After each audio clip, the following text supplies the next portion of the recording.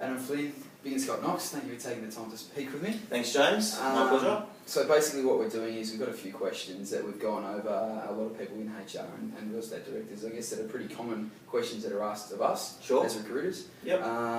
So one thing we know is obviously Biggin Scott have been making leaps and bounds since you've opened the office, and obviously yourself as an agent as well. So what we'd like to start off with is probably your employment background.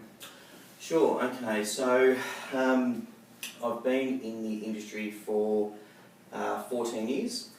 My first 5 or 6 years were actually in a German-based office, which is quite a contrast to the sort of business that I run now. So I then went to a different office whereby I progressed into management and then became a principal of that office, which was a barrier plant office. Yep.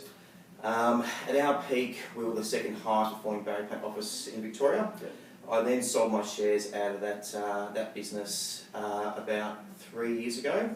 I was at a short stint at my white corporate, and whilst I was there, just had a burning desire to get back out into the field, but do things. I say respectfully, but do things better than what we had previously done. So this business here previously was Stockton Lego Boronia. Yep.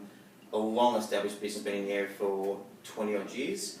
The principal at that point in time was a gentleman called Steve Bicehouse. So I had a chat to Steve and quickly identified that we could both bring something to the table in respect to a partnership. And that's what happened. So we started 20 months ago, we rebranded to Biggin Scott. So we were talking to different franchise groups, and for us, Biggin Scott were a clear standout. Been established in the Melbourne marketplace for over 100 years, and we felt the area, the city of Knox, was ready for more of a prestige brand. We also wanted exclusivity in a large territory, so anything that was good or bad that came from the business was our responsibility. So we rebranded to Biggin Scott Knox, and we've been trading now for 20 months. Yep. We're currently the second highest performing Biggin Scott office in Victoria. We wrote over $2 million in our first 12 months. Good property management division. We've got, when we first started trading, there was about 570 managements. That's well over 600 managements now, and it's all heading in the right direction. So that's my last 14 years in about 5 minutes. Beautiful. Okay. And I guess one thing as an employer, what would set Biggin Scott Knox apart from everyone else? We are hardcore in regards to training. One of the things that I've found in my time doing this, and I'll be speaking to somebody, and it may be at a barbecue or what have you, and said, "Oh, you know, Flinny, I tried real estate a few years ago and it wasn't for me." And I'm thinking to myself, well, this person could have been good, but a lot of the time they just haven't had the training, so they get thrown. They get thrown to the deep end, and a lot of people when they first start out in real estate, they think that real estate's all about sipping lattes and showing people houses, and that's what cars.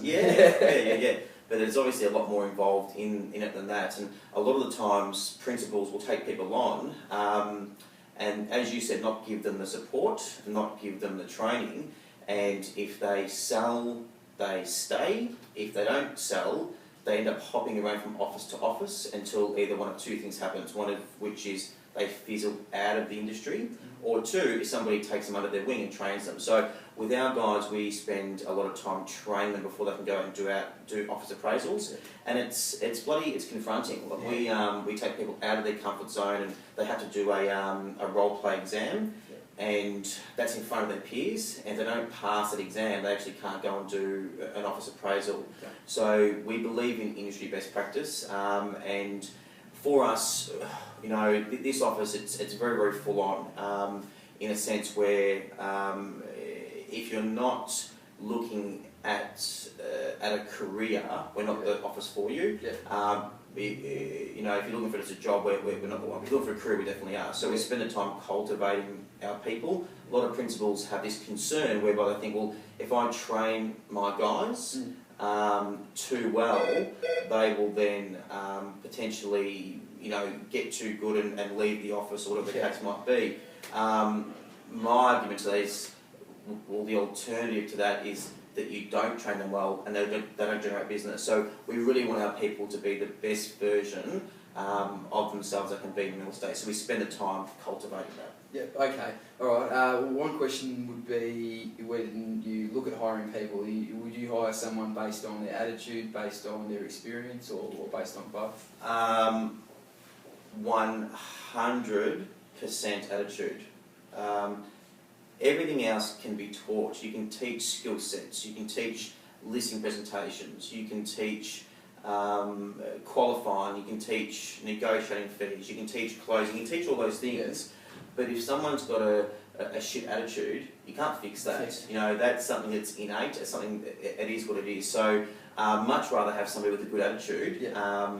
and that you can work with. A lot of people, you know, they want to be successful, and you know they want certain things, and they want to drive a nice car, and they want to live in a nice house, and they want all these things. But are they actually prepared to do the things that need to be done to get them from where they are to where they want to be? Yeah. And you can't accomplish that without the right attitude, and guts and determination, and it's especially in this industry. The first 24 months, I liken it to that movie Castaway. So he's on the island and he's got that, he makes that big raft, and he can't get over that big first wave, and he keeps going, he keeps smashing back down to the island, and eventually he makes it over that big wave, and then it's relatively smooth sailing from there. And I liken it to any real estate career. The first 24 months, they're hard. You've got to chase business and build a name and build a reputation, and become a business of attraction, an agent of attraction. And it takes a lot of, the biggest thing that we invest in this industry, a lot of people talk about hard work. Well, digging holes on the side of the road is hard work, but we invest time. Our time invested is what we, that's our version of hard work. Sure. And unless you're prepared to put in the hours in that first 24 months, which comes down to attitude, a lot of the time you just won't make it.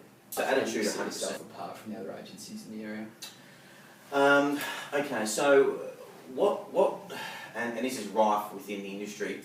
A lot of principals, especially at the time of an interview of a potential employee, will promise the world, and then what is actually delivered are two different things. So they'll promise them support, they'll promise them training, they'll promise them the world, but then in actual, in the reality of it, doesn't tend to happen that way.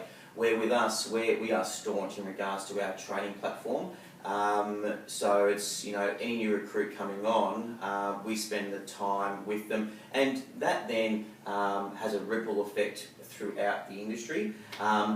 Also, something that Panos talks about often is, being a business of attraction. So we market our properties aggressively. When we put a property to the market, we hit the market with an absolute baseball bat. Our average day on market is 9 days. The industry average is close to 40 days in the outer east anyway. So we're selling our properties in a quarter of the time to what the industry average is at the moment, and our competitors see that. Also for us, culture is a really important aspect, and a culture, it can't be caught. You can't teach a culture. A culture's caught, it's not taught. So with that being said, with all of the, it really is like a family here within the office, and we recently had a certain writer from a different franchise group approach us, and this particular agent was, $1 million agent in a different franchise group.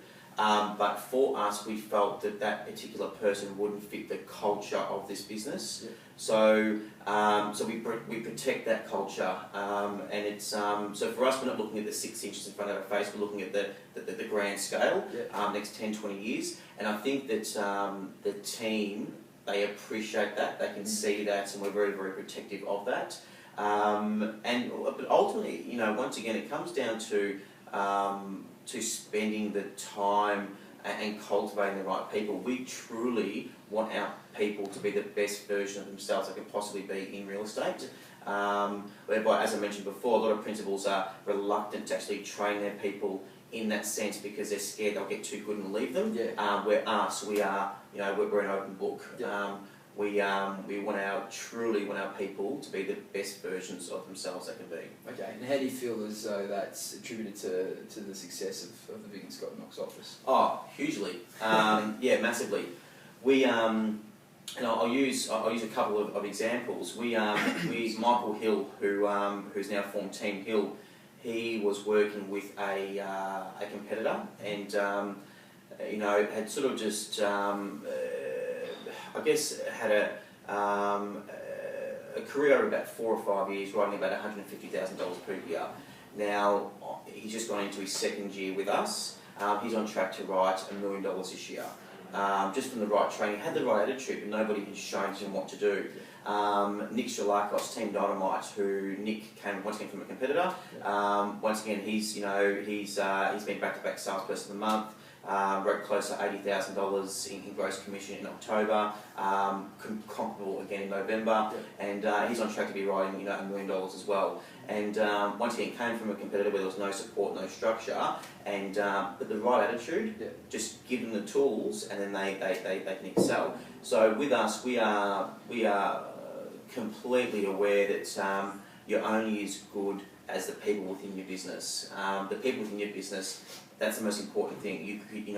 Ultimately, if you train the right people and cultivate the right people, those people then run the business. And so we spend the time doing that. Okay.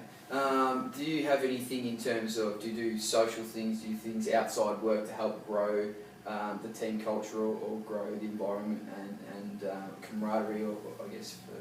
Yeah. Look, we've got 25 employees here. Which is sales, property management, admin, and accounts. We're in the accounts, or a section of the accounts area here at the moment. For example, on Thursday night just gone, we took Nick Strelakos, his team, which is, we call them Kid Dynamite, so Team Dynamite. We took them out.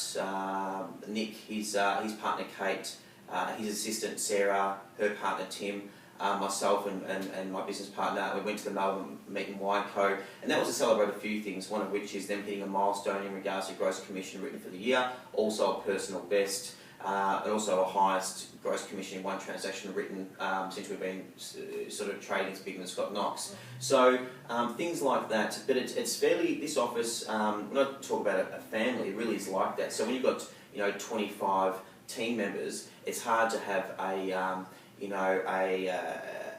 gathering with everybody there all the time, but the guys, they're constantly going out for lunch with each other. We have this morning, ironically enough, each morning, the first Monday of every month, we have a business breakfast, whereby we do our monthly awards. We have breakfast. There's a few videos, and there's always a guest speaker. So that's always a fantastic morning for everybody to get together, and that's the entire firm. So that's both sales and property management. And is that just Biggin Scott Knox, or is that Biggin Scott? No, that's just Biggin Scott Knox. Beautiful. Yeah. So it really is something that has become an integral part of our business. And with those awards, there's such a healthy competition within this office. We're all, the sales division anyway, are all relatively, young and hungry, enthusiastic and pumped, and the property management division has a wealth of experience. So, but everybody sings from the same hymn book, where we've got an entire firm all heading in the same direction and all with a similar mindset. So, but yeah, look, when you've got a team of that size, and this is the thing that's fantastic about that team environment, is that the beautiful thing about a team is where nobody knows who runs a team, and everybody's different. You've got people who are very outspoken and extroverted. You've got other people who will digest information and go away, then come back to the table later on and give input. But I'm proud to say that we've got an environment whereby people, respect each other. They respect, each other's strengths and weaknesses, and they all get along really well. Each other as well. Yeah, absolutely. Okay, that's all the questions that we have. We're going to ask for one final thought on how to grow a positive team and positive culture within your company. Yeah, I think that the word positive is is very, very, very, very important.